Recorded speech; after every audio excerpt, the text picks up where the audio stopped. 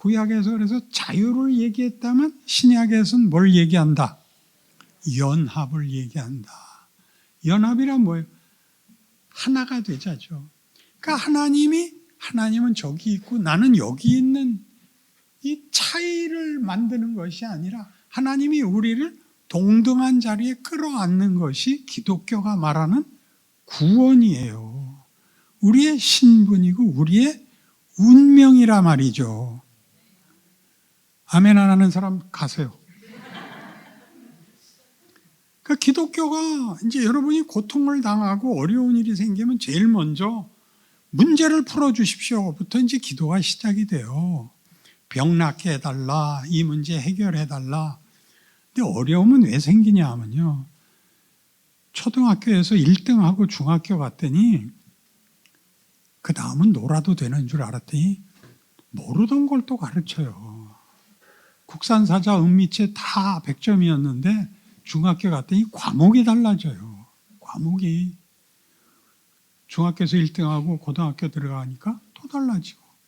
제일 놀란 게 이제 고등학교에서 1등해서 서울대학교 수석 입학했는데 그래서 부모님들이 합격증 여기 맞박에 붙이고 동네 한 바퀴씩 꼭 돌고 그랬는데 공부를 하자는 거예요. 아니 1등하고 들어왔는데 뭘 공부를 또 해요.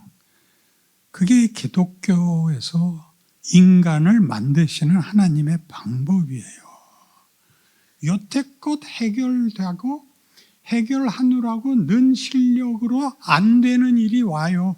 도전이, 위협이, 시험이 와요. 그걸 이기기 위해서 정말 눈물을 흘려야 되고 진땀을 빼야 돼요. 근데 두고 보니까 최고의 명예예요. 하나님이 날 여기까지 사랑하시는구나. 나를 만들기 위해서라면 하나님은 죽어도 좋다 그러는 게 기독교예요. 그 아들을 왜 보냈어요? 우리가 죽음의 길을 택하거든요.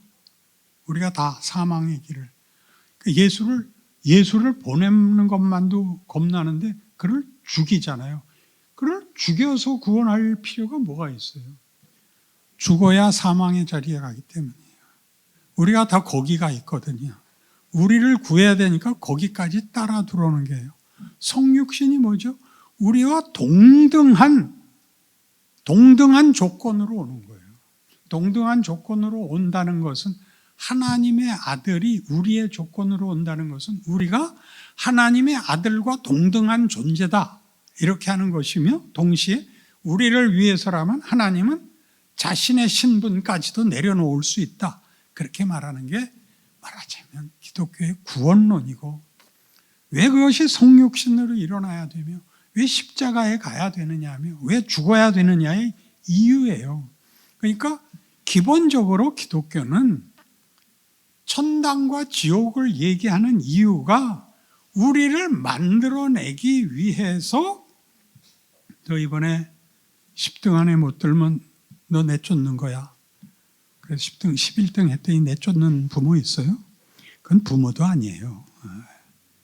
좋아, 내가 한번 봐줄게. 그 다음엔 너 그러니까 이번엔 9등 안에 들어라죠. 지난번엔 10등이었으니까 이번엔 12등 하죠. 오늘은 죽었구나. 또 실수했구나. 자식, 네 애비를 닮아서 그래. 내가 이번에도 용서해 주지. 근데 그렇지만 다음번엔 용서 안 해. 다음번엔 정말 죽이는 거야. 알았지? 그게 지옥이에요. 뭐 때문에 했다고요? 우리를 분발시키려고. 야곱 얘기를 보세요. 야곱을 찾아와서 뭐라 그래요? 응? 넌 왜 그렇게 네 멋대로 사냐? 항복 안 하잖아요. 그러니까 야 관둬라. 난 간다. 축복하시지 않으면 보내지 않겠습니다. 야곱은 누구에게서든 뺏어야 자기 필요를 채울 수 있는 자예요. 야곱은 보호자가 없어요. 그걸 물어요. 너 왜 나보고 내놓으라 그러냐? 그걸 이름으로 묻는 거예요. 네 이름이 뭐냐? 야곱입니다. 다시는 내 이름을 야곱이라 부르지 마라. 너는 나를 이긴 자다. 너는 이스라엘이다. 야곱은 우리 잘 아는 대로 발뒤꿈치를 잡은 자. 그러니까 약탈자, 날강도에서 더 나가서 고아란 말이에요. 난 보호자가 없습니다. 난 필요를 뺏어올 수밖에 없습니다. 웃기지 마, 이 새끼야. 내가 네 애비야. 네가 모자라는 게 뭐가 있어? 넌 날 이기는 자야. 뭘 이겨요? 부모는 자식에게 집니다. 그게 기독교예요. 설마 겁먹고 믿는 게 낫다? 그러세요. 난 일일이 안 보여요. 하나님이 누구신지, 예수가 왜 왔는지를 알아야 돼요. 그럼 꼭 무슨 반응이 나오냐면 개판으로 살아도 돼요. 사흘이면 없어져요. 사흘이면. 야, 하나님이 명예를 줬는데 개판이 뭐냐? 너 그러고도 그 낯짝으로 인간이라고 사냐? 야, 가서 지렁이 해라. 마음속에서 그게 일어나요. 그래, 명예를 지켜야지. 이렇게 되는 거예요. 하나님이 나를 위해서는 죽을 수 있대. 내가 어떻게 하나님 죽는 걸 봐. 내가 죽으면 죽었지. 이렇게 되라는 것이 기독교인데 수준이 여기까지 못 오는 바람에 뭐가 됐어요? 너 그럼 지옥 가. 제일 아랫목 간다 너로 겁을 주는 게 됐잖아요. 그 잘하면 보상을 받아야 돼. 잘했는데 보상을 안 해주면 성질을 부리는 거야. 암만 기도해도 소용이 없더라가 돼. 그게 탕자 비유예요. 탕자가 내 목 달래니까 줘요. 왜 주죠? 그게 구약이란 말이에요. 그래, 네가 하고 싶은 대로 해봐. 했더니 뭐가 되죠? 소모가 돼. 가진 걸 전부 소모시켜야 견딜 수가 있고 결국은 거지가 되더라요. 아버지 집에는 종들마저도 넉넉히 살더라. 아버지한테 돌아가자. 거기서 종노릇하는 게 낫다. 그 아버지가 멀리서 보고 데려다가 목욕시키고 신발시키고 아들이 살아 돌아왔으니 잔치를 열어라. 큰아들이 들어오다가 잔치 소리 듣고 그 자기 찾아온 하인한테 이게 무슨 소리냐. 작은아들이 돌아와서 아버지가 잔치를 베풀었습니다. 아버지가 나와서 얘야 내 동생이 돌아왔다. 얼른 들어와서 같이 기뻐하자. 전 못 들어갑니다. 왜 그래? 아니 이 자기 재산 달래서 다 날려먹은 놈이 들어오니까 송아지 잡고 나는 평생 아버지 명을 어긴 적이 없는데 나한텐 염소 새끼도 하나 안 잡아줘놓고 가서 같이 기뻐하자고요? 난 못 갑니다. 얘야 쟤는 지금 죽었다가 살아나서 내가 기뻐하자는 거고 너는 나를 이을 짜잖냐. 내게 다 네 거 아니냐. 거기서 뚝 끊어져요. 그래서 다 못 알아들어. 그게 무슨 말인지. 너는 내 아들이다가 보상이야. 나를 잇는 게 보상이야. 그 가문을, 그 기업을 잇는 거야. 하나님의 자리를 잇는 거야. 우리가 온 우주를 다스리는 거야. 처음에 창조에서부터 했던 약속이에요. 뭐라고 약속했어요? 천하 만물을 다스려라죠. 생육하고 번성하여 온 땅에 충만하며 온 세상을 다스려라지. 다스려라. 하나님 아버지가 하시는 그 자리를 우리한테 주기로 한 거예요. 그걸 놓치고 뭐만 해달래? 편안하게 살게만 해달래. 그러니까 뭘 놓치고 있냐면 기독교라는 것이 하나님이란 분이 어떤 분이며 우리가 누구며 그래서 하나님이 우리를 만들기 위해서 어떤 과정을 쓰고 있는가를 놓치는 거예요. 그러니까 하나님이 우리를 사랑과 믿음의 대상으로 삼아서 자기의 자식을 기르듯이 기르고 우리를 가르치려고 우리를 대접하는데 우리가 못 알아먹어. 그러니까 어디까지 했어요? 그 아들까지 보내고 그리고 뭐든지 다 해. 뭐든지 다 한다는 것은 우리에게 형통한 것도 주고 곤란한 것도 줘서 생각을 하게 만들어서 처음 생각하는 게 뭐였다고? 난 뭐야? 하나님은 뭐 하시는 거야? 기껏 예수 믿게 해놓고 이게 뭐야? 를 질문으로 하게 만든다고. 그걸로 끝나는 게 아니라. 그래서 살면서 여기를 우리가 진전을 하게 돼요. 지금 하는 얘기도 몽땅 그 얘기예요. 이 산상수훈 얘기도. 5장이 뭐였어요? 네 아버지의 온전함 같이 너희도 온전하라야. 어떤 게 온전한데? 영어로 perfect야? 아니죠. 관대하라였잖아. 네 아버지가 비를 의로운 자와 불의한 자에게, 해를 선인과 악인에게 공평하게 주듯이 너희는 이 아버지를 본받으라. 아버지의 온전함을 너희도 이어받아라. 이렇게 되잖아. 잘하고 못하고의 문제가 아니라니까. 정체와 존재가 달라지는 거예요. 근데 세상은 그렇게 못 살아요. 그러니까 이제 오늘 나와. 뭐라고? 공중나는 새를 보라. 들에 핀 백합화를 보라. 먹고 입고 걱정할 거 뭐 있냐? 너희 40년 광야 생활에서 언제 배가 고파봤냐? 언제 발이 부르트기랬냐? 옷이 헤어지기랬냐? 내가 다 먹이지 않았냐? 만나 먹고 이 새끼들 또 만나만 먹었나? 메추라기도 먹고. 언제 너희가 발에 무좀이라도 생기든? 그렇게 얘기하죠. 이게 구약에서 실컷 한 얘기고 예수님이 오셔서 더 직접적으로 내가 너희를 하나님의 자녀 삼기 위해서 온 하나님의 아들이다. 나는 너희와 동급이다. 이렇게 되는 거 아니야 지금. 우리가 하는 모든 일에 들어오심으로 우리가 어떤 잘못을 하든 거기에 오심으로 우리를 포기하지 않았다를 증명하는 것이 십자가라고, 죽음이라고. 그를 죽이는 자리에 우리가 들어오셔서 나를 죽이는 자리에도 너희 그 자리에 내가 너희와 동급으로 들어온다. 동등한 존재로 들어온다. 난 아무도 놓지 못한다. 이렇게 말하는 게 십자가고 성육신이고 그리고 부활이에요.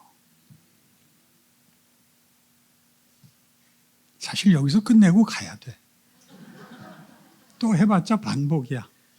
그렇지만 늦게 온 사람을 위해서 내가 누구라고 이름은 안 부르겠지만 할 수 없이 219페이지 15장 기독교의 영성. 제가 먼저 본문을 읽을게요. 금식할 때 너희는 외식하는 자들과 같이 슬픈 기색을 보이지 말라. 그들은 금식하는 것을 사람에게 보이려고 얼굴을 흉하게 하느니라.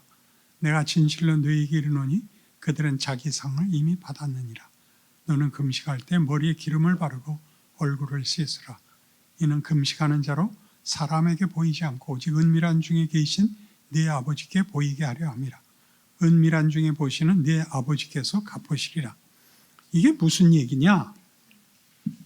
금식을 한다는 것은 하나님을 닮겠다는, 하나님을 요구하는 일에 내가 그 모든 것을 포기하고 이 일에 집중합니다.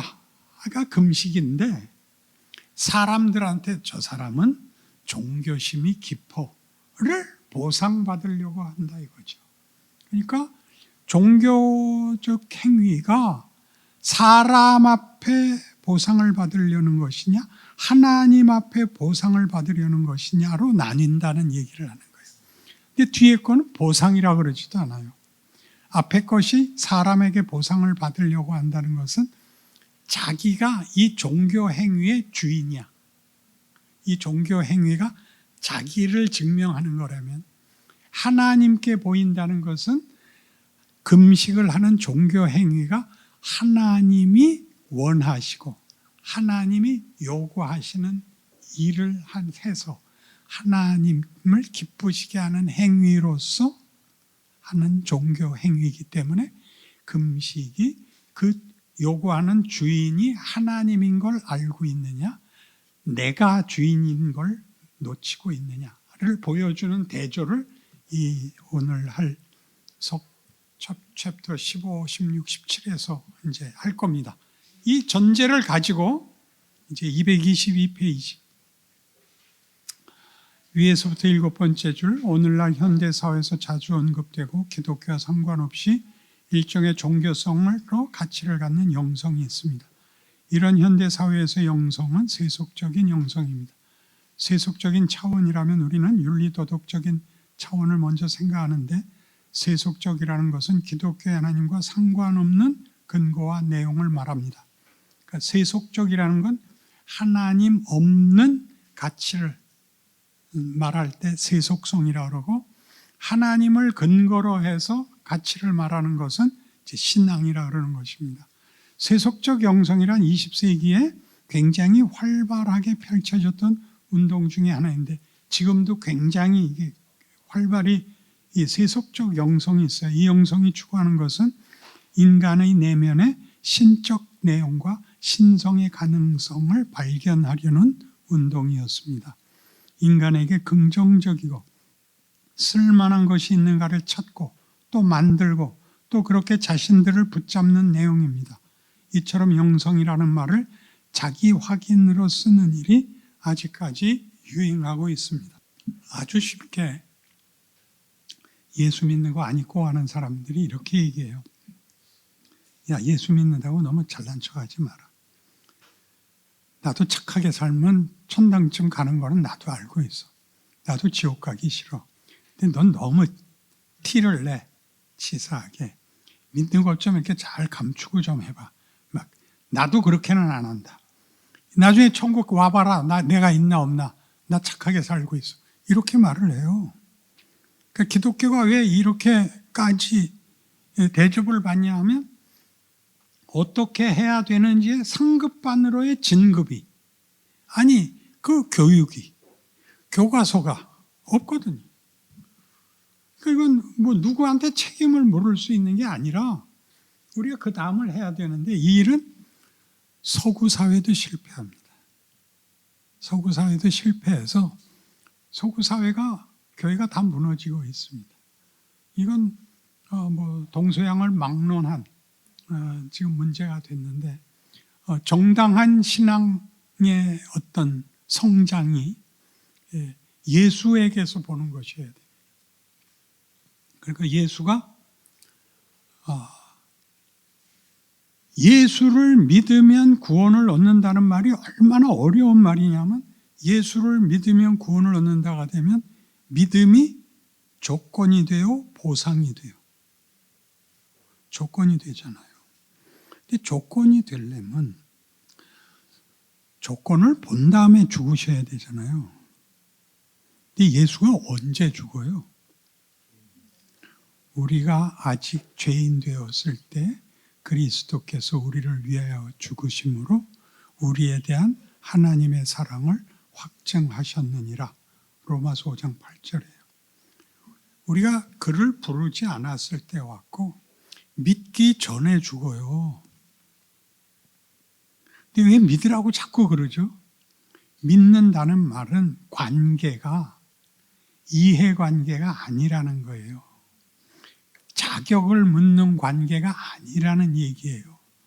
조건이 없는 관계래요. 그런 관계가 어디 있어요?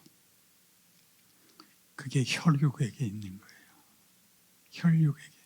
왜 자꾸 예수를 피 흘려 살찌켜 우리를 구원했다고 왜 자꾸 그래요?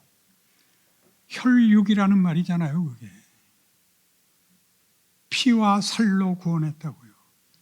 우리가 그의 혈육이라는 거예요, 기독교가. 실감이 나죠? 그러니까 많이 풀리죠? 잘해야 된다를 뭐라 그러죠? 이렇게 너무 부담으로 갖지 마세요. 적당히 하세요, 실력만큼. 그리고 예수 믿는다고 누가 놀리면 너 이 새끼 십자가로 한 대 맞아볼래? 그러세요. 그러면 쩔쩔매고 그러세요. 어쭈? 예수 믿는다면서 화는 왜 내냐? 너 같은 놈한테는 화내라고 성경에 써 있다? 그래서 아니 왜 이렇게 멍청하게들 굴어요? 넉넉하지가 않아. 구원이 뭔지를 몰라. 그래서 인간됨에 가장 중요한 지혜, 이런 수준, 이런 것들이 없어요. 가장 치사한 도덕률밖에 없어. 그러니까 너 오늘 거짓말 했어 안 했어? 기억 안 나는데요. 또 거짓말한다. 기억이 안 난다 그랬지 내가 언제 거짓말했어요? 너 우기는 것도 죄야. 어떻게 해서든지 정죄를 하려고 들지. 왜 정죄를 하죠? 자랑할 게 없어서 정죄를 짚어야지만 자기가 확인이 돼서 그래요. 우리가 자랑할 게 없어요. 내가 자랑하는 게 뭐예요? 내 장점이. 막말을 할 수 있다는 거예요. 믿음을 가지고. 내가 왜 하죠? 그걸 뚫어야 돼서 그래. 도덕률에 불과하잖아. 착해야 되잖아. 착하려면 뭐 예수님까지 와서 죽어. 에이, 조금 더 하면 정말 막말 나온다. 그래서 이제 봐요. 인간에게 긍정적이고 쓸만한 것이 있는가를 찾고 또 만들고 또 그렇게 자신들을 붙잡는 내용입니다. 이처럼 영성이라는 말을 자기 확인으로 쓰는 일이 아직까지 유행하고 있습니다. 그러니까 영성이라는 말을 어디까지 쓰는가 하면 지성보다 더한 것, 이렇게 간 거예요. 지성보다 더한 것을 영성이라고 쓰는데 그들이 말하는 영성은 관념론이지 실제로는 있을 수가 없어요. 거기는 하나님과 관계를 맺지 않고는 성립이 되지 않으니까. 그래서 이 금식이 뭐를 확인하는 거라고? 영성을 확인시키는 거야. 내가 영성의 수준에 있다고 확인을 시키는 거예요. 누구한테? 옆에 있는 사람한테. 그렇게 보상을 받는 거예요. 그러니까 224페이지로 넘어가셔서 기독교 영성은 자기를 성찰하는 것이 아니라 예수를 찾아가는 것입니다. 예수를 성찰하는 것입니다. 예수가 누구냐라는 것입니다. 여기서 누구냐라는 것은 하나님의 자기 계시, 하나님이 누구신가에 관한 유일한 구체화요. 또 하나님이 우리를 어떻게 대하시며 목표에 이르게 하시는가에 관한 하나님의 구체적인 설명이요, 증거요, 약속입니다. 예수를 성찰한다는 것은 뭐 이런 좌선을 하고 뭐 이런 깊은 사고의 극치를 가는 게 아니라 예수를 성찰하면 예수는 왜 오셨어야 했느냐? 그는 하나님의 아들인데 왜 죽어야 됐었냐? 부활할 수 있었다면 죽음을 겪을 이유가 뭐냐를 설명하고 있고 증거하고 있고 약속하고 있다. 무슨 약속? 이렇게 하는 이유가 뭔가가 약속이죠. 내가 너희들 하나도 놓치지 않는다. 기독교 영성은 예수에게로 가는 것이지 자기에게로 가지 않습니다. 예수가 누구며 예수 안에서 우리가 누구에게로 부름을 받고 어떤 목적으로 부름을 받았냐는 것을 아는 것으로 비로소 자기 성찰을 할 수 있지, 자기 성찰을 근거로 해서 가치와 목적을 만들어내는 존재가 아닙니다. 이 점은 예수 안에 하나님의 모든 충만이 있고 예수로 하나님이 만물과 화해하시겠다는 19절과 20절의 표현이 갖는 의미가 왜 기독교에만 있는 것인지를 알아야 합니다. 모든 가치와 회복은 예수 안에서만 가능합니다. 예수 없이는 온 우주와 과학, 문학, 정치 그 무엇도 진정한 가치와 진정한 기능을 할 수 없습니다. 그러나 모든 것을 기독교화해야 된다고 성경은 요구하지 않습니다. 그것은 다른 문제입니다. 그러나 기독교인은 예수 안에서 다른 눈을 갖게 됩니다. 분별을, 안목을 갖게 된다는 말입니다. 모든 세계에 대하여 보는 눈이 달라지고 세상 속에서 우리의 역할이 무엇인가를 새롭게 깨닫게 됩니다. 하나님이 우리에게 권력을 주시지 않습니다. 우리는 그저 평범한 한 시민일 수 있습니다. 그러나 우리만이 세상과 역사를, 정치, 경제, 사회, 문화를 제대로 봅니다. 우리가 그것을 주무르는 위치에 있지 않더라도 하나님은 신자를 통하여 이 세상 속에 있는 모든 만물들을 하나님의 통치 아래서 그것이 어떻게 새로워질 수 있는가를 보이시기를 원하시고 우리에게 그 책임을 요구하십니다. 우리는 다스리는 위치에 있지 않고 섬기는 위치에 있다는 것을 잊지 않아야 합니다. 우리의 섬기는 위치에서 하나님은 충분히 당신의 영광을 나타내시고 세상의 은혜를 베푸신다는 것을 알아야 합니다. 그것이 예수 그리스도와 그의 십자가입니다. 그는 평범한 한 인간으로 태어나시고 목수의 아들이시고 33년을 살다 십자가에 죽으시는 그런 인생을 삽니다. 아무런 권력을 가진 게 없지만 그가 인류의 역사 운명을 바꾸는 것입니다. 아멘 하셔야 됩니다. 228페이지 보시면 아마 이 책에서 제일 중요한 내용들이 이 과목에 이게 15장 기독교의 영성을 다루고 있는데 가장 필요할 것 같습니다. 제가 첫 줄부터 읽을게요. 오늘은 필요상 이 마지막 문제에 좀 주의를 집중할 필요가 있습니다. 영성이란 결국 단순히 지성적인 것이 아닙니다. 지적 사색이 아니라 하나님이 당신을 알리시고 예수를 보내신 하나님의 성실함으로 우리를 그분의 목적에 맞게 만들어 가시는 하나님의 일하심입니다. 기독교 영성은 현실을 담아내는 것이지 현실로부터 도망가는 것이 아닙니다. 이것은 어떤 지적 사색이나 도덕성이나 종교성이 되어 사변과 성찰이라는 정적이고 관념적이고 이상적인 상상의 세계로 도망가는 것이 아니라 현실을 담아내는 실력입니다. 왜냐하면 이 약속하신 것을 이루기 위하여 현실 속에서 일하고 계시기 때문에 현실을 외면하면 하나님의 간섭하시는 손길로부터 도망가는 꼴이 됩니다. 우리는 물론 현실이 마음에 들지 않습니다. 왜냐하면 우리가 기독교 신앙을 수긍하고 고백하고 기대하는 바와 현실이 너무 다르기 때문입니다.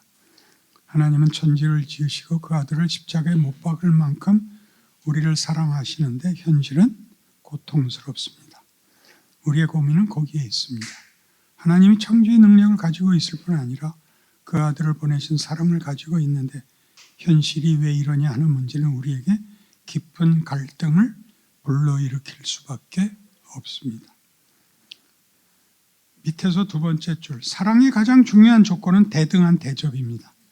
하나님은 우리를 조종하거나 강압할 마음이 없으십니다. 그것은 사랑을 모욕하는 것입니다. 그래도 여러분 마음에는 나는 조종당해도 좋다는 생각이 물론 있으실 것입니다. 여기에 기독교의 큰 신비가 있습니다. 하나님은 그 아들을 보내신 그 사랑과 능력으로 우리 인생에 예수를 매일 보내시는 마음으로 우리와 씨름하십니다. 그 성경 본문 지나서 예수를 보내시고 우리의 인생을 걷게 하시고 우리를 끌어안게 하시고 그에게 만물의 권세를 주십니다. 그리고 그 예수와 우리를 묶으십니다. 이것이 교회입니다. 예수 그리스도로 부름받은 하나님의 모든 백성은 하나님과 화목한 하나님의 자녀들은 그리스도의 몸으로서 그 머리이신 예수 그리스도와 유기적으로 긴밀하게 묶여 있습니다. 그래서 우리와 같은 인생을 사시고 죽음까지 통과하신 예수님은 우리의 존재와 우리의 현실과 우리의 모든 경우에 함께 하신다는 것입니다. 성육신과 순환은 역사적 사건으로 이루어졌을 뿐만 아니라 계속되고 있습니다. 하나님은 우리의 모든 비겁함과 연약함과 배신과 미련함과 게으름에 예수 그리스도를 묶어 놓으심으로 우리의 가장 부끄럽고 가장 연약한 순간에서조차도 나를 붙잡은 손에서 빠져나가는 경우나 장소나 시간은 없다고 선언하십니다.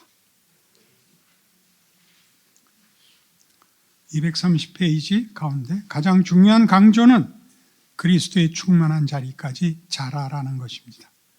이것이 기독교 신앙인들이 가져야 하는 가장 중요한 신앙의 본질입니다. 그리스도를 본받고 그리스도를 닮는 것이 목표입니다. 가장 중요한 것입니다. 그러나 이런 이야기로 때우시면 안 됩니다. 난 평안해, 난 기뻐 이러시면 안 됩니다. 예수 그리스도를 닮아가야 되는데 이 예수 그리스도는 우리를 자라가게 하기 위하여 우리의 어리석음과 어린 것과 유치한 것에서부터 우리가 완성되는 그날까지, 그리고 완성된 이후에도 우리와 하나로 당신을 묶어놓고 계십니다.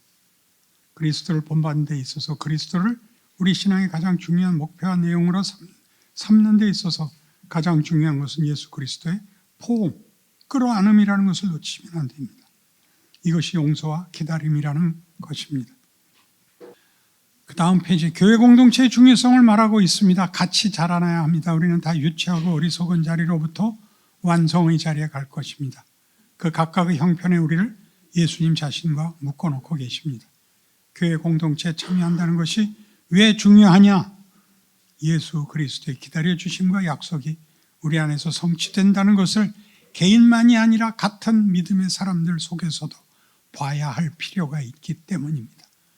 우리는 다양하게 각각의 독특한 과정으로 인도함을 받을 것이지만 다 공통된 목적과 내용으로 인도함을 받는다는 것입니다.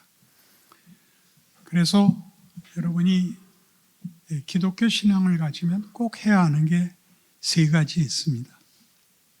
하나는 전도입니다.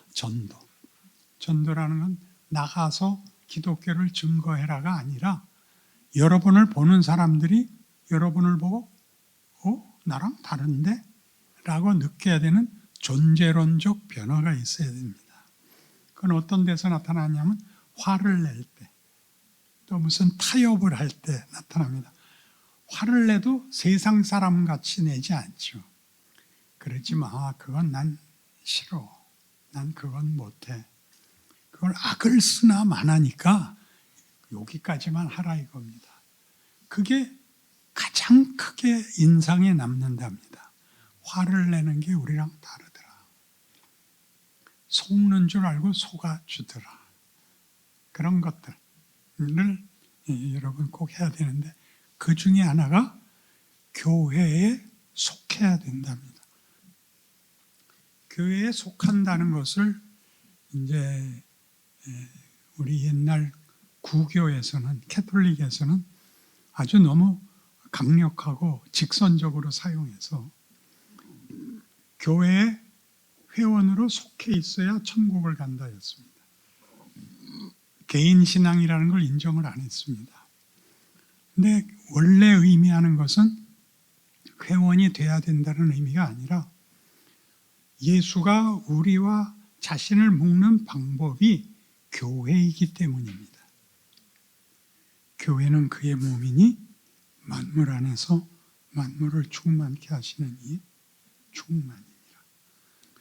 그래서 교회에 대해서 교회 안에서 많은 시험을 받으시는 일이 있고, 어려움을 겪어서 교회를 안 나오고 설교만 듣고, 요새는 다 유튜브로 보니까, 그리고 혼자 신앙생활하는 건 안 됩니다.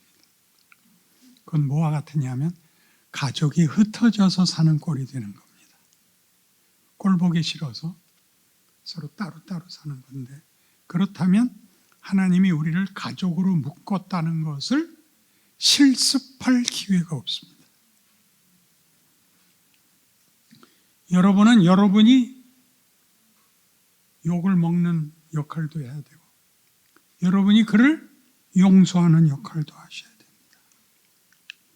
해결되지 않는 일을, 고난을 겪으셔야 됩니다. 어느 교회를 가느냐가 문제가 아니라 자기가 그 교회 가면 그 교회에서 함께 어울려 가족을 이루어야 한다는 것을 하지 않으면 여러분은 이 예수를 믿고 받는 구원이 얼마나 굉장한 그 조합인가를 놓치게 됩니다. 그 조합이라는 것은, 여러분 요새 TV 별로 안 보실 텐데 저는 요새 와서 잘 보는 TV 프로그램이 있습니다. 미스터 트롯하고 미스 트롯 봅니다. 저는 트로트라는 건 옛날에 저희가 크던 때 트로트는 거의 망가지는 수준의 몸짓과 노래를 불렀어요. 지금은 성악이에요. 성악 이상이에요. 성악에다 민족혼을, 그런 자신의 어떤 그 깊은 어떤 울림을 넣어요. 그 심사위원들이 해주는 심사도 기가 막혀요. 그리고 목숨을 걸어요. 다 어려워서 마지막 남은 기회라고 생각하고 와서 불러요. 저는 그게 내가 그거 볼 때 내가 나를 다시 추스려요. 맞아. 내가 하나님의 뜻을 이루는데 중요한 책임을 졌고 한 영혼들에게 내가 결정적인 증인이 되어야 한다면 내가 이렇게 태평하게 말할 수 없다가 거듭 확인이 돼요. 그래서 걔네들 그 하다가 이제 팀별로 그 할 때가 제일 이뻐요. 독창보다. 그러니까 교회가 그런 거예요. 합창을 하잖아요. 합창을. 어쨌든 둘은 돼야 화음을 넣을 거 아니에요. 중창보다 합창은 다른 거잖아요. 그거 하세요. 하나 둘 틀려도 돼요. 다 묻혀버려요. 그러나 그걸 같은 노래를 같은 마음으로 부른다는 것이 보이지 않는 얼마나 큰 명예인지 알 수 없어요. 정말 인간이란 멋있구나 그런 생각이 들어요. 교회를 그런 마음으로 나오세요. 꼭 부탁해요. 부탁해요. 그 다음 장 하십시다.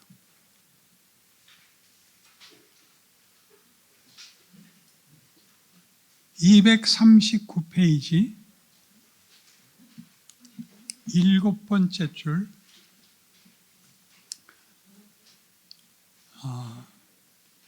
사람이 떡으로만 살 것이 아니라 여호와 입에서 나오는 말씀으로 산다라는 신명기 얘기를 본문으로 하고 있어요. 왜 말씀이냐 하는 걸 설명하는 겁니다. 배고픈 것을 면한다는 것은 꼭 양식만의 문제는 아닙니다.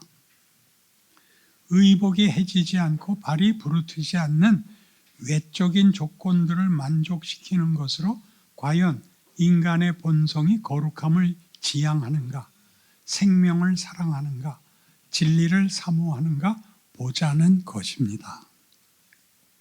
양식 얘기는 그 의식주를 포함한 얘기거든요. 그러니까 외적인 조건들이 만족이 되면 본문이 생기든가 변하느냐라고 꾸짖고 있습니다.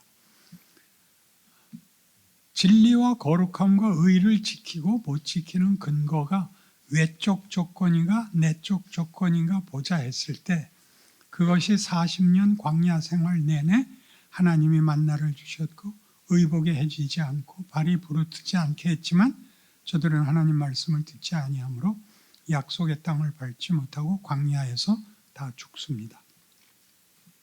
그래서 너희에게 필요한 것은 외적 조건이 아니라 내적 조건이라는 사실을 확인시켜 주십니다. 너희 부패한 마음을 고치는 것이 가장 시급한 문제라는 사실을 만나 사건에서 드러내는 것입니다. 그런 차원에서 마태복음 6장의 본문에 하나님과 재물 두 주인을 겸하여 섬길 수 없다는 이 문제를 21절에 나오는 대로 네 보물 있는 그곳에는 네 마음도 있느니라로 끌고 가는 것입니다. 네 마음이 무엇을 소원하는지, 너희 본성이 어떤 존재인지 네가 보물로 삼고 있는 것을 보라는 것입니다. 우리는 다 재물로가 있습니다. 신명기식으로 이야기하면 떡을 주시면 됩니다. 그러나 떡을 먹자 무슨 핑계를 댈 수 없게 됐느냐면 외적 조건이 만족됐다고 해서 우리의 내적 조건이 거룩한 것을 만들어내지는 못한다는 것을 보게 됩니다. 우리에게 필요한 것은 하나님의 말씀입니다. 여기서 하나님의 말씀은 우리의 일반적인 이해가 가는 어떤 권유 내용 정도가 아닙니다. 하나님의 통치, 하나님의 간섭, 인격적 개입이라는 더 큰 개념을 가집니다. 말씀이라는 건 그렇지요. 3분의 2 내려오셔서 그러나 세속주의라는 것은 출발에서부터 주된 관심사가 이것보다 다릅니다.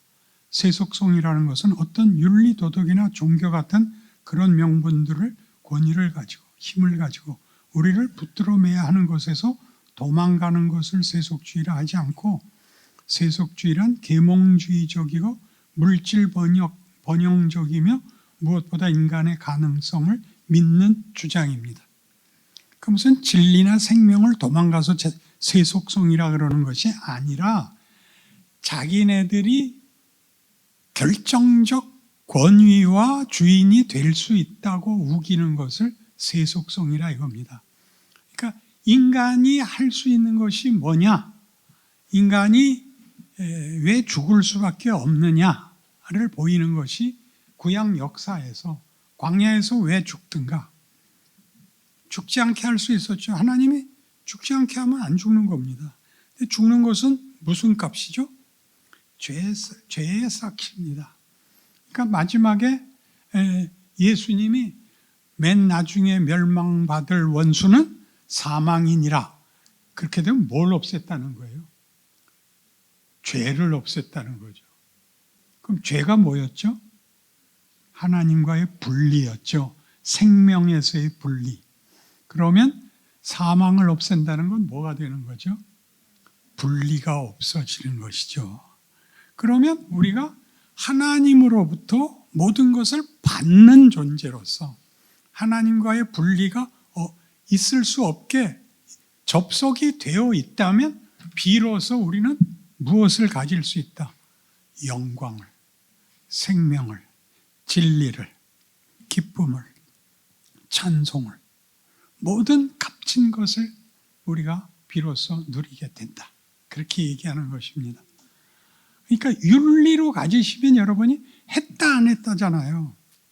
그래서 이제 제가 교회 장로님들한테 부탁하는 겁니다. 주일날 제 공예배 시에 대표 기도 가서 제발 회개 기도 좀 하지 말아라.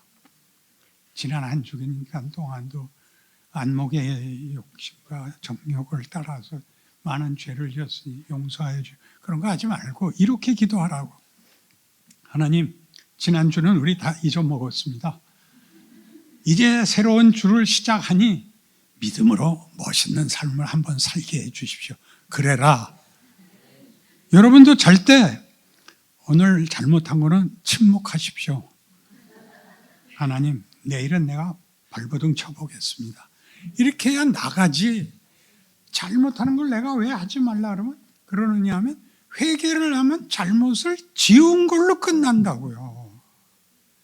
잘못을 지우면 되는 게 아니라 잘하는 걸 해야 될 거 아니에요. 알아들었다 못 알아들었다? 눈은 왜 껌뻑이는가? 중간에 내려오셔서, 그러나 세속주의라는 것은 출발에서부터 주된 관심사가 이것보다 큽니다. 세속성이라는 것은 어떤 윤리, 도덕이나 종교 같은 그런 명분들을, 권위를 가지고 힘을 가지고 우리를 붙들어 매야 하는 것에서 도망가는 것이 아니라, 아까 읽었잖아요. 그 밑에 인간의 가능성을 믿는다는 것은 하나님으로부터 독립하여 인간에 대한 이해를 성숙시키는 것을 말합니다.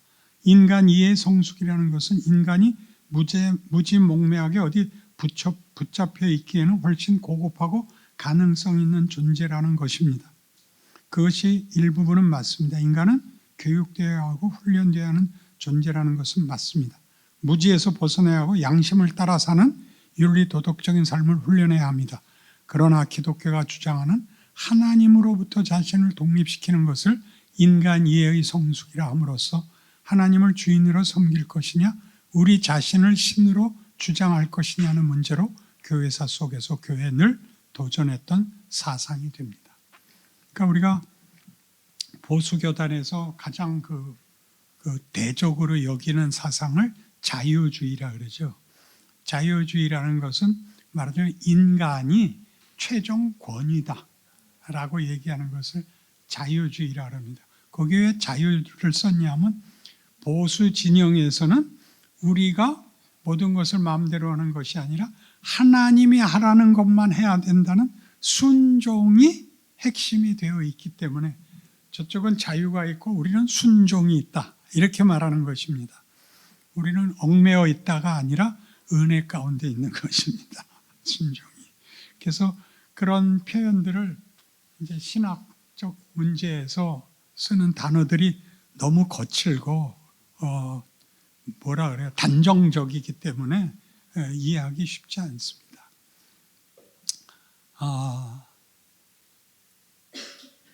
하나님을 주인으로 섬길 것이냐 우리 자신을 신으로 주장할 것이냐 하는 문제로 교회사 속에서 교회에 늘 도전했던 사상이 됩니다. 이것이 인간 이해라는 이름으로 인간이 자기 자신을 이해하는 주체가 됐기 때문에 자기가 경험하고 이해하는 범주로 세속주의를 혹은 진보사상을, 인간성에 대한 진보사상을 제한할 수밖에 없기 때문에 하나님과 기독교 신앙을 초월의 영역으로 내몰았습니다. 그러니까 기독교하고 자꾸 충돌하니까 기독교를 초월로 내보내고 우리가 할 수 있는 최고의 어떤 상상, 어떤 주장을 성립시키게 됩니다. 그럼 하나님을 초월로 내쫓았다는 건 뭐냐면 믿고 싶은 사람만 믿어라. 이렇게 선택사항이 되고 인류 공통의 확인으로 말미암는 인정, 인가는 할 수 없다. 이렇게 됐습니다. 우리가 한국 사회에 살면서도 무당과 신접한 자가 있다는 것을 크게 의식하지 않고 살고 우리의 삶에 부딪힐 일이 없는 것 같이 기독교가 현실과 일상에서 또 밀려나게 된 것입니다. 보이는 세계가 전부가 되자 그 다음에는 힘을 쓸 수 있는 것, 자기를 증명할 수 있는 것은 세상의 힘이 되고 말았습니다. 재물이 세상의 가장 대표적인 힘이 된 것입니다. 돈으로 할 수 있는 것을 이제 디모데전서 6장에서 그 말하죠. 돈을 사랑하는 것이 만물의 죄다라고 얘기하죠. 넘어가셔서 242페이지 5번째 줄. 그들이 먹은 떡은 무엇이었습니까? 자신이 주인이 되어 자신의 소원과 의지와 선택을 이루기 위한 에너지에 불과합니다. 배가 고픕니다. 먹을 걸 주십시오. 그러면 주면 뭐 하겠다는 거예요? 자기 뜻대로 살겠다는 것이었고, 그러나 지금 예수님은 무엇으로 오시냐면 생명의 떡으로 오십니다. 예수님이 생명의 떡으로 오시는데 예수를 믿는다는 것은 그런 의미에서 유한한 피조물이 자기가 자기의 주인이 되어 피조물의 한계 속에서 죽어가던 자리로부터 예수 그리스도로 말미암아 신성의 영원함과 진리됨으로 우리를 불러 하나님의 통치가 주는, 하나님이 우리의 필요를 채워주는 창조주의 아버지라는 보호자가 됨으로써 가지게 되는 영생으로 부르고 있다는 뜻입니다. 제가 읽다 보니까 너무 기가 막히게 써서 이런 사람이 역사에 있다는 것을 믿을 수가 없습니다. 그렇죠? 아까 해야 되는데 아까는 참았는데 이거는 그러니까 이제 좀 알겠죠? 이제 우리가 예수를 믿는다는 게 무슨 말이고 우리가 무슨 시험을 받는지 알겠죠. 알면 훨씬 나아져요. 비겁하다는 걸 알게 되니까. 내가 또 그런다. 여러분 학교 땡땡이 치고 편안한 사람 없어요. 근데 왜 땡땡이 치죠? 오죽하면 땡땡이를 치겠어요. 근데 땡땡이 치면서 그 마음에 이건 아닌데 라는 생각이 안 들면 죽여버려야 돼요. 244페이지 첫째 줄. 우리는 예수를 닮고 예수가 되도록 부름을 받고 있습니다. 할렐루야입니다. 여기는 아멘이 아니라 하나님이 우리를 뭘 만들겠다 그러냐가 성육신입니다. 예수의 생명과 인격을 나누는 자로 되어 있지. 예수라는 이름을 걸어서 명분을 삼아 그를 위하여 헌신하는 나의 성이나 진심을 만들어내는 종교라고 그러지 않습니다. 예수를 위해 살아라가 아닙니다. 예수가 되랍니다. 참 어렵습니다. 여러분의 노력을 중단하라는 뜻이 아닙니다. 우리가 우리의 신앙을 점검할 때는 언제나 내가 얼마나 잘 믿고 있느냐, 제대로 신앙생활하고 있는가, 주를 닮고 있는가를 늘 점검하셔야 됩니다. 주를 닮고 있는가라는 것은 무슨 뜻이냐면 내가 어느 수준에 있든지 내가 행한 노력 성취라는 것으로 제3자에게 자기를 증명받지 않는다는 것입니다.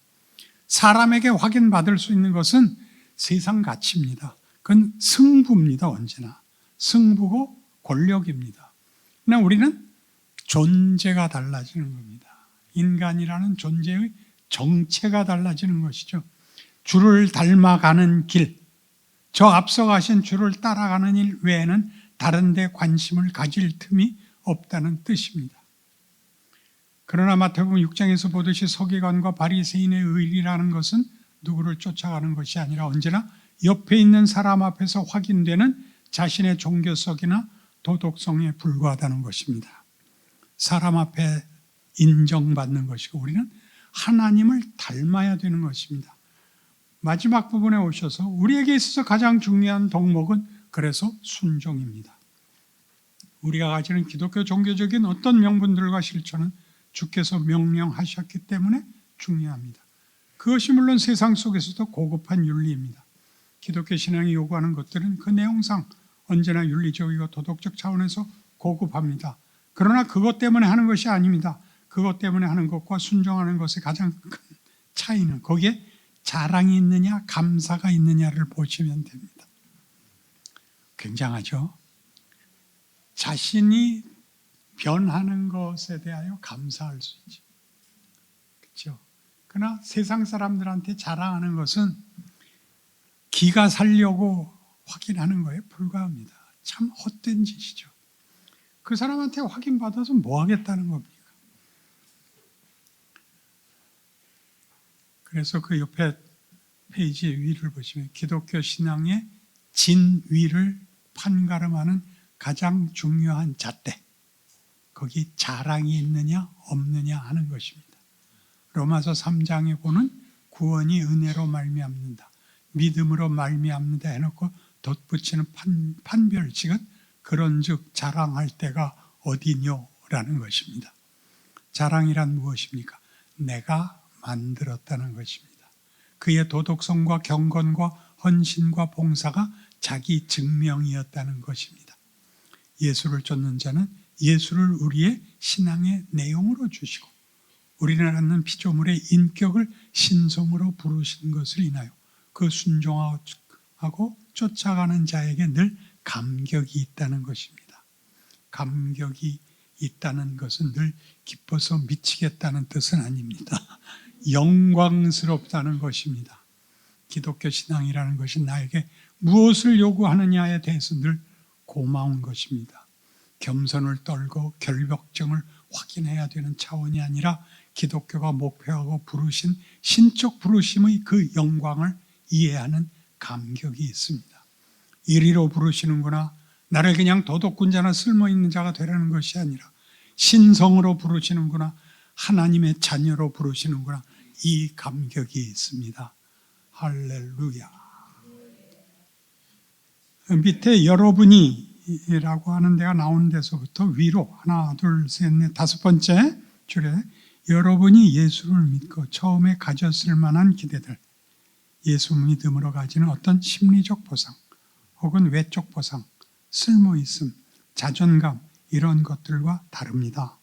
여러분이 여러분을 확인하는 데 있어서 세상이 요구하는 잣대로 여러분을 만들어갈 필요가 없습니다. 여러분이 느끼는 부족함이나 남보다 나쁜 조건들은 기독교 신앙에 있어서 아무런 영향을 끼치지 못합니다. 여러분 모두가 예수를 믿는 일과 예수를 닮아가는 일과 예수 안에서 허락된 얼마든지 주셔서 누르고 눌러도 넘치는 하나님의 부르심과 은혜와 기적의 손길 아래에 있다는 것을 기억하셔야 합니다. 이 믿음으로 여러분 자신의 존재와 삶을 하나님의 사람으로 바치시고 순종하시기 바랍니다. 무슨 말을 하는 거냐면 여러분이 그래서 세상에서 영웅이 되어야 되고 위대한 자가 되어야 되고 쓸모 있어야 된다가 아니란 말입니다. 그러니까 우리가 늘 예수 안 믿는 사람들한테 뭐라고 놀림을 받냐? 예수 믿는다며. 그래. 와서 죽어버렸다며. 그게 뭐야? 여기에 이 세상 논리와 얼마나 다른가를 보시라고요. 죽어버렸다고요. 제자들이 왜 예수를 배반하시는지 아십니까? 예수가 로마의 속국인 자기 나라를 구원하는 일을 안 해줘서 화를 냅니다. 아버지를 보여주옵소서까지 가죠. 왜? 죽은 자도 살리시는데, 바다도 잠잠케 하는데 더 급한 게 이거 아니야. 로마를 물리치고 나라를 구해줘야 되는데 그건 안 하시거든요. 그러니까 답답하죠. 호산나 찬송하리로다 주의 이름으로 오시는 이유. 굉장한 환영이죠. 그리고 잡혀가니까 어떻게 됐어요? 너무 화가 나죠. 잡혀가려면 그거라도 하지 말지. 어디 그저 숨어서 지내지. 뭐 잘난 척하고 나와서 베라벨고 다 해놓고 이제 와서 죽는다고 이렇게 됐잖아요. 그 빌라도가 소문 많이 들었으니까 만나보러 가죠. 보니까 한심하잖아요. 초라하게 묶여서 뭐 아무것도 아니잖아요. 네가 유대인의 왕이냐? 그랬더니 뻔뻔스럽게도 그렇다. 그러니까 더 이상 물어볼 필요가 없죠. 얼마나 거기가 극적인지 보세요. 세상이 볼 때 예수 믿는 게 딱 그거라고요. 너 예수 믿는데? 네. 다신 보지 말자. 그렇게 되는 거예요. 하나님이 하시는 일과 우리가 만드는 일의 차이가 얼마나 다른가를 봐야 돼요. 우린 피조물이에요. 우리는 진리와 생명과 영광을 만들어낼 수가 없어요. 우리는 그걸 받아야 되는 존재예요. 근데 하나님이 그걸 하시고야 말겠다가 예수예요. 우리 같은 거 다 죽여버리고 새로 만들면 되지 않아요? 성경에서는 여러 번 나옵니다. 모세한테 그러죠. 금송아지 만들었을 때 시내산에서 율법 받고 내려오니까 금송아지 만들었을 때 하나님이 이 새끼들 다 죽이고 너로 새로 하자. 모세가 뭐라 그러죠? 여기까지 왔는데 뭘 그만두세요. 그러려면 진짜 관두셨어야죠. 여기까지 왔는데 한번 참으시죠. 그래서 그 말 듣고 참으시잖아요. 그거 굉장한 말이에요. 거기다 이제 또 가데스 바네아에서 12정탐꾼 보내는데 와서들 개수작 떨어가지고 이 모세하고 아론 쳐 죽이고 돌아가자. 그러니까 하나님이 화를 내시잖아요. 그때도 그러죠. 이 새끼들 다 죽여버리고 너로 하자. 그러실 거면 여태껏 뭐 하셨어요? 여태껏 한 거 아깝지도 않으세요? 이렇게 됐는데 무리바 사건을 마지막 만났어요. 물이 없다 그래서 하나님한테 물을 구했더니 반석을 명하라. 물을 낼 것이다. 근데 이제 그때 모세가 뿔따구가 나서 무리바 사건이 2번 나오는데 처음 출애굽하고 무리바 사건 때는 반석을 쳐라예요. 근데 2번째는 반석에게 명하라야. 그래서 그 워치만 니가 그 부분을 해석한 거 아주 재밌어요. 알레고리카란 최고의 작품이에요. 그러니까 첫 번째 건 순환이고 두 번째 건 순환 받으신 예수의 중보자 사역이기 때문에 때리면 안 된다. 근데 하여튼 왜 모세가 팼죠? 이제 백성들한테 이제 화가 난 거예요. 견딜 수가 없게 돼서 이 샹케 뭐 이거 다 하면 차렷 자세로는 할 수가 없어요. 손을 흔들고 이게 뭐 해야 돼요. 근데 손에 지금 지팽이 든 것까지 까먹은 거예요. 우리 앞에다가 휘두르다가 반석까지 팼죠. 그랬더니 하나님이 기회를 보고 있다가 너 이 새끼 반석 패갖고 하나님의 거룩함을 너 망쳤다. 너도 죽어라. 그렇게 돼요. 모세가 하나님한테 이제 반문을 하죠. 나 여태껏 개고생하고 40년을 얘네들한테 무슨 일을 당해도 내 참고 여기까지 왔는데 나는 들어가야 될 거 아닙니까? 저 새끼들은 죽는 거 나도 동의합니다. 나는 내가 왜 죽어야 됩니까? 나는 언제나 잘하지 않았습니까? 그러니까 하나님 뭐라고 답하냐 하면 야 임마 내가 널 왜 세웠냐? 너 영웅대라고 세웠냐? 쟤네들 데리고 들어오라는데 쟤네들 다 죽고 너 혼자 들어가면 넌 체면도 없냐? 넌 지휘관으로 창피하지도 않냐? 그렇게 말씀하시는 거예요. 그러니까 예수님이 왜 죽어야 되죠? 예수님이 우리랑 하나가 되려고 죽는 거예요. 그게 모세한테서 벌써 나타난다니까요.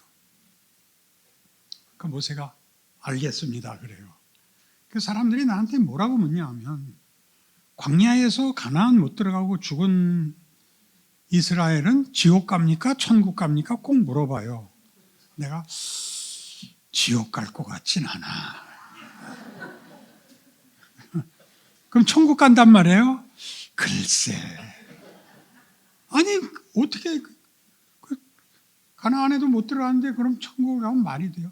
모세가 같이 죽었잖아. 할 말 없죠. 모세가 같이 죽었잖아. 예수가 같이 죽었잖아. 그러니까 모든 죽었다는 것은 이제 벌 받았다는 거잖아요. 하나님하고 끊어진 게 죽는 거거든. 예수가 죽는다는 거는 그러니까 죽음마저도 소용없게 된다는 거예요. 그러니까 기독교를 여러분 열어놓고 보세요. 요한복음 3장 16절 할 때 17절 꼭 외우게 했죠. 16절부터 외웁시다. 하나님이 세상을 이처럼 사랑하사 독생자를 주셔서 이는 저를 믿는 자마다 멸망치 않고 영생을 얻게 하려 하심이라. 그래 놓고 다 그것만 해요. 믿었어 안 믿었어? 근데 17절이 뭐라 그러냐면 하나님이 그 아들을 세상에 보내신 것은 세상을 심판하려 하심이 아니요 저를 인하여 세상으로 구원을 얻게 하려 하심이라. 구원을 얻게 하려고 보냈어요. 믿나 안 믿나 보려고 보낸 게 아니에요. 근데 이렇게 얘기하면 왜 반대하는지 아세요? 자기 자랑이 넌 지옥 가 밖에는 확인할 게 없어요. 자기가 멋있게 군 게 없는 거야. 아무리 생각해봐도. 그럼 뭘 해야 돼? 틀린 놈을 핍박을 해야죠. 넌 지옥 가 이 새끼야. 그게 무슨 말이야? 난 아니야. 이걸 이렇게밖에 못한다고요. 그러니까 한국교회에서 교인들이 예수 믿어야 돼. 너 안 믿으면 지옥 가. 이거 전도하려고 했다는 건 내가 알아요. 근데 그러지 말고 야 우리 예수 좀 믿자. 아 싫어. 너 예수 믿어. 천국 가. 난 지옥 갈 거야. 그럼 할 수 없지. 내가 너 따라서 지옥 갈게. 그러세요 좀. 그 지옥 갈 놈 보고 넌 지옥 가. 그 말 왜 하는 거야 도대체. 어? 저 암에 걸리면 뭐 의사가 차마 마지막으로 3개월밖에 안 될 것 같습니다. 그러니까 이거 목에 걸고 다니십시오. 그래? 그러는 의사는 없어요. 숨겨주지. 가족에게만 얘기하지. 그걸 팻말로 붙이고 다니라고? 시한부 인생 3개월. 덤빌 놈은 덤벼라. 내가 지옥 가는데 잡아가겠다. 그렇게는 안 해요.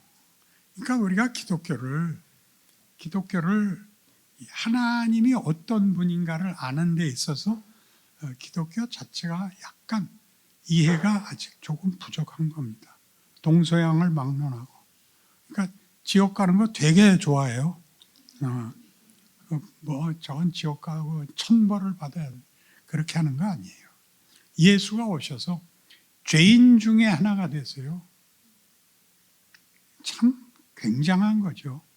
그러니까 여기서 뭘 발견하게 되냐면 하나님이란 분은 능력과 권력의 존재가 아니라 존재의 정체성에 있어 도대체 어떤 분이냐라고 기겁을 해야 맞는 거예요. 그쵸? 처음으로 내가 이 감탄사를 들었어. 이거 증거해서. 아무도 없었잖아. 그치? 본인도 참다 못해서 했잖아. 아무도 안 해서. 생각을 해봐. 예수를 믿는다는 게 얼마나 놀랍고 나라는 존재가 보이는 것, 세상에서 따지는 거하고 전혀 다른 거예요. 날 세상은 모르는 게 너무나 당연해. 그래 너 예수 믿고 천당 가라 난 지옥 간다. 그러면 우리가 넌 굉장히 솔직하구나. 그러세요. 넌 말하는 것도 어차피 지옥 갈 놈인데 말하는 것도 싸가지가 없다. 그러죠. 그걸 왜 해? 넌 지옥 갈 놈 놔둬. 그걸 또 뭘 또 지적을 해. 가게 놔두면 되잖아. 왜 그래? 우리가 자랑할 게 없어서 그런다니까. 자기의 명예를 몰라. 자기가 누군지를 모르니까 지랄을 떠는 거야. 아따, 지랄 많이 나온다. 10분 남았는데 17장 해야 돼요. 빨리빨리 합시다. 251페이지.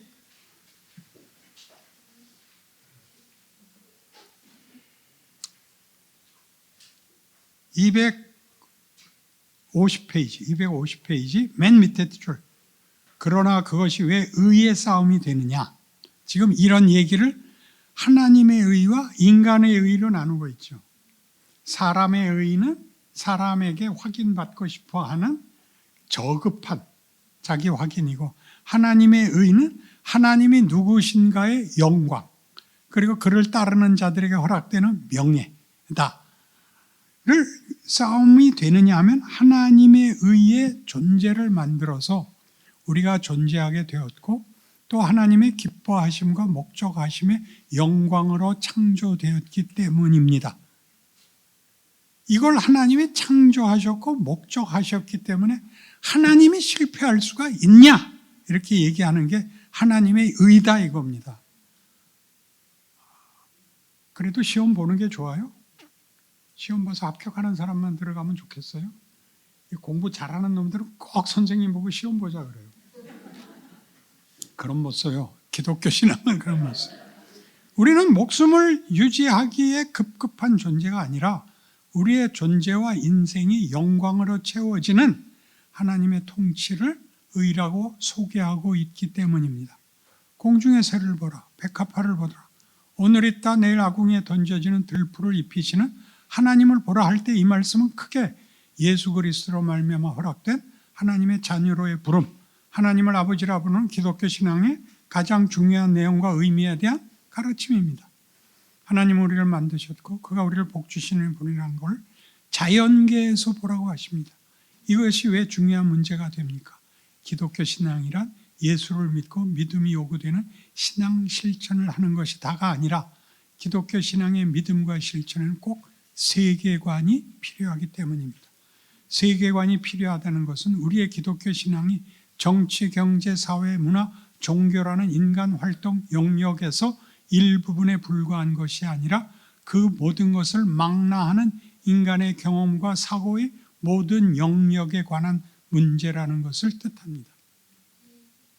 만일 기독교 신앙이 세계와 역사, 인간의 존재와 의미, 운명이라는 더 큰 조건과 틀에서 하나님의 통치 아래 있지 않다면, 이 모든 것을 포괄하는 통치 아래 있지 않다면 우리의 신앙은 세상과 역사와 인생 속에서 종교라는 한 수단을 가진 것에 불과하고 말 것입니다.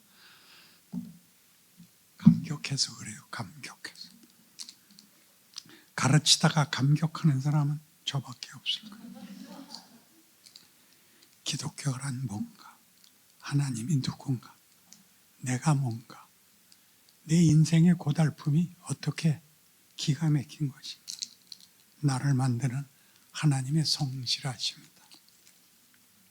이번엔 너 회초리 열 때 맞아라. 그리고 노력해라. 성실해져라. 내가 믿음 얘기할 때 맨 마지막 말이 뭐였죠? 맨 마지막 말이 엄마가 밥 처먹으라는데도 안 먹는다 그러는 믿음이 맨 마지막에 밥 우겨놓고서 아들한테 뭐라 그런다고요? 난 널 믿어라고요. 그게 무슨 뜻이라고요? 난 널 포기 안 해란 말이죠. 믿음이란 말을 거기까지 이해하지 못하면 왜 기독교가 예수를 믿으라고 하는지를 알 수가 없어요. 예수는 내가 지옥 가면 따라올 뿐이에요. 모든 인류가 다 천국 가고 나 하나 지옥에 떨어졌는데 그러면 예수가 나랑 지옥에서 산대요. 그게 예수예요. 그게 기독교예요. 얼마나 치사해. 우리들의 믿음은. 그죠? 나라는 존재가 하나님의 형상이라는 걸 제발 좀 알아달라고요. 그게 구겨지고 있어. 구겨지고 있어. 5살 때까지는 용서가 돼요. 구기는 거. 밥도 구겨. 그래도 그냥 웃어. 근데 이 새끼가 중학생이 됐는데도 그래. 그럼 죽여버려야 돼요. 그러지 말자면서 계속 죽이고 있어요.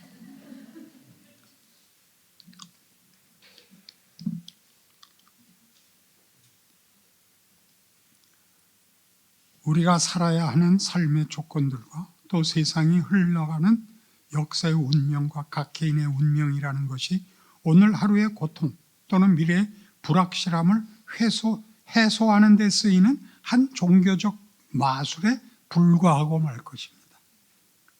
우리 신앙이라는 게 그렇죠?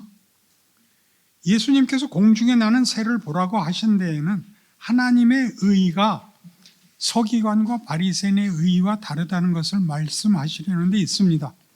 예수님께서 그런 예를 드신 것은 다만 도덕성이나 종교성에 관한 문제가 아니라 유일한 통치자, 온 우주와 역사와 인간과 인생의 통치자인 하나님이 그 모든 존재의 어떤 의미와 목적과 운명을 원하고 계시는가에 우리의 시선을 모으시려는 데 있습니다. 공중 나는 새를 보라, 들에 핀 백합화를 보라. 그러니까 우주 전체의 주인이 너를 보고 너를 내가 승리하고야 만다라는 말이 어떻게 전 우주의 통치자가 나한테 하는 약속이냐를 말하는 것이 공중 나는 새를 보라란 말이죠. 이 모든 우주를 통치하시는 이가 나를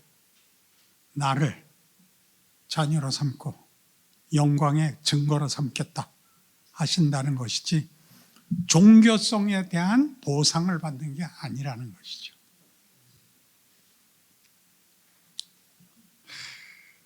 표정이 아직 좋지 않아요.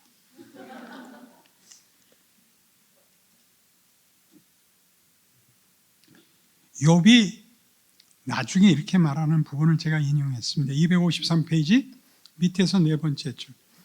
나중에 하나님이 나타나셔서 세 친구들은 틀렸고 욥이 맞다고 하십니다. 그렇지만 욥이 내가 잘못한 것이 없는데 왜 재난을 당해야 됩니까? 라는 불평에서는 하나님이 창조 세계를 보여주심으로 답을 주십니다. 그렇죠? 새벽이 있을 창고를 봤느냐? 너 하마가 언제 새끼 낳는지 아느냐? 뭐 이런 쓸데없는 얘기를 자꾸 하시죠. 하나님은 창조 세계 곳곳에 욥을 데리고 가면서 우박 창고를 봐라. 동물들이 어떻게 새끼를 낳고 기르는지를 봐라. 하고 창조 세계를 보여주십니다. 그러자 욥이 보고 나서 제가 무식해서 하나님을 원망했습니다. 저에게 일어난 일을 제대로 이해하지 못했습니다. 하나님이 불공평하신 분이 아니고 옳으신 분입니다.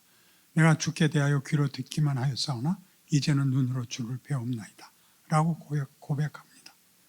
귀로 듣기만 하다가 눈으로 본다는 것은 무슨 뜻이냐 하면 자신이 하나님과의 관계에 있어서 내밀함과 긴밀함은 알고 있었지만 하나님이 창조주와 섭리자로 얼마나 위대하시고 의로우시고 신실하신 분인지를 몰랐는데 자연 속에서 매일 반복해서 그렇게 일하시는 분임을 알아보지 못하고 하나님을 불공평한 존재로 생각했다는 것이 욥의 고백이 되는 것입니다.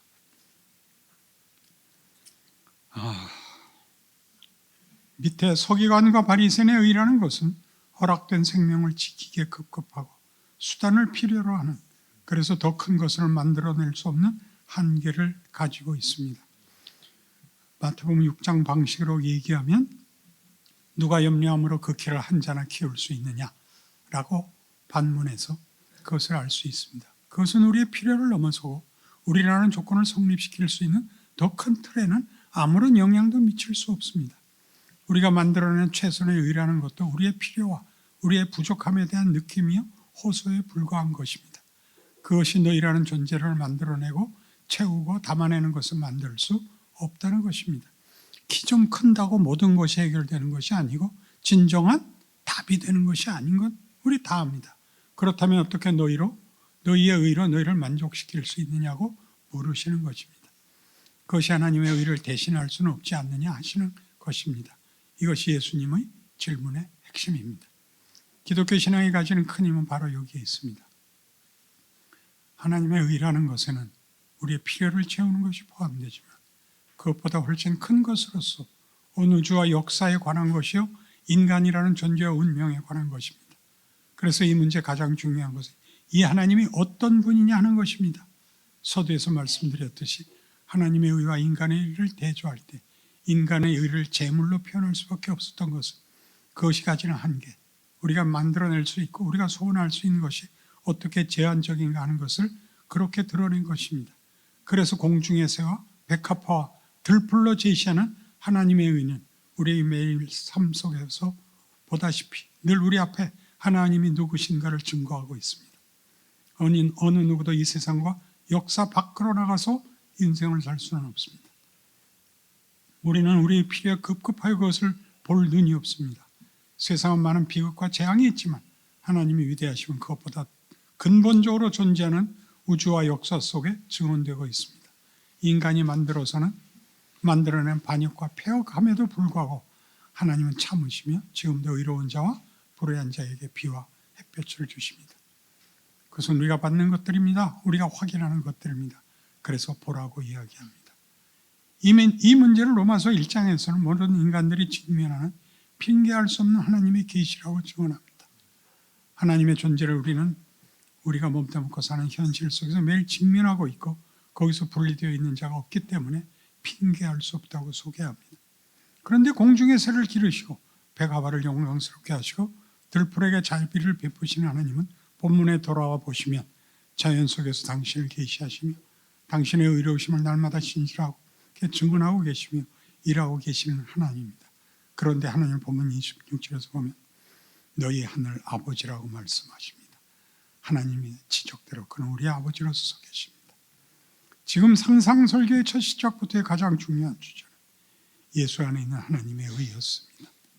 예수 안에 있는 하나님의 의는 얼마나 놀라운 것인가 하면 모든 사람에게 복을 주시는 하나님의 뜻으로서 등장합니다. 심령이 가난한 자 복이 있고 긍휼히 여기는 자 복이 있고 의에 줄이고 목마른 자 복이 있고 애통하는 자 복이 있었던 것은 그것이 하나의 복을 받는 조건이 아니라 예수 때문이라고 증언했습니다.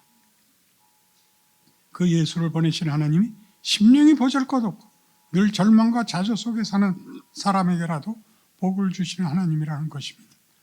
그것을 어떻게 아느냐 하면 예수 그리스도 오신 것으로 알 수 있습니다. 여러분의 인생 속에서 이런 약속과 운명 속에서 살고 있다는 것을 알고 계셔야 됩니다. 집에 가셔서 258, 259페이지 여러분들이 감동과 감격 속에서 읽어내시기 바랍니다. 기도합시다. 하나님 아버지, 우리의 못난 것은 명예도 모르고 영광도 모르고 지혜도 없고 고집만 있다는 사실입니다. 그 고집을 깨뜨리시고 하나님 들어오십니다. 우리가 처한 운명, 사망의 자리까지 하나님의 아들이 들어오십니다. 너희가 어디에 가든지 나는 언제나 너희 편이고 너희와 함께 할 것이다. 걱정 마라. 이것을 매일 우리를 되뇌이고 기억하고 외우며 살아야 합니다. 그 멋진 삶을 살아내야 할 믿음과 실력과 마음속에 거룩한 분노를 일으키사 자신의 못난 것을 주어받고 분발하게 하여 주옵소서. 예수님 이름으로